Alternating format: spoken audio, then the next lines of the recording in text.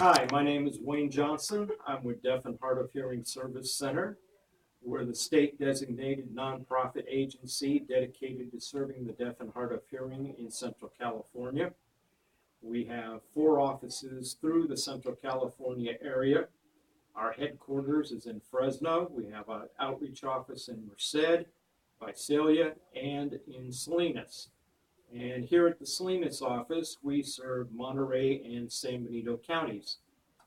The state estimate is that, excuse me, that there are approximately 41,000 plus deaf and hard of hearing residents in Monterey and San Benito counties.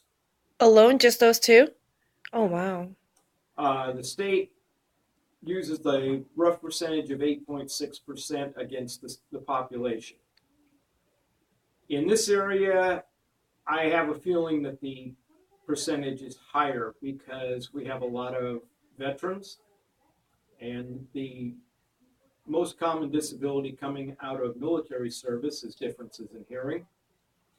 We have a lot of field workers and a lot of industrial workers who are exposed to loud noises in their employment all day long, which takes its toll.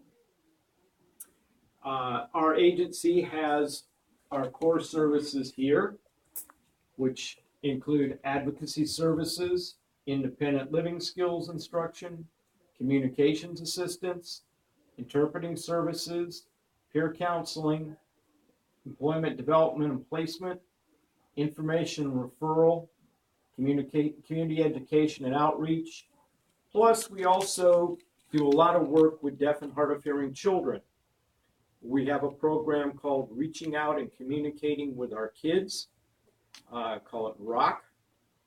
And my coworker goes and does home visits once a week with families. 95 Roughly 90 to 95% of deaf and hard of hearing children are born to hearing parents. The overall majority do not communicate effectively with their children. So with the ROCK program, my coworker goes in and teaches the family and the child sign language.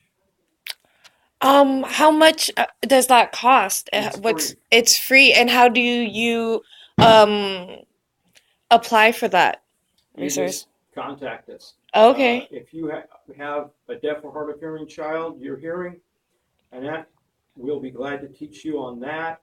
We'll be glad to just, even if you want to just have a meeting with us so that we can discuss the important issues that your child will be facing and growing up as far as communication and communication access. Uh, the thing a lot of times we get, some parents will, I've heard everything from, oh, the school will know what to do with them, which means the important years of 0 to 3, where communication is so important with a child, are basically left out. You have individuals who say, I don't want my child learning sign language because then they won't learn my language. Well, how did you learn your language?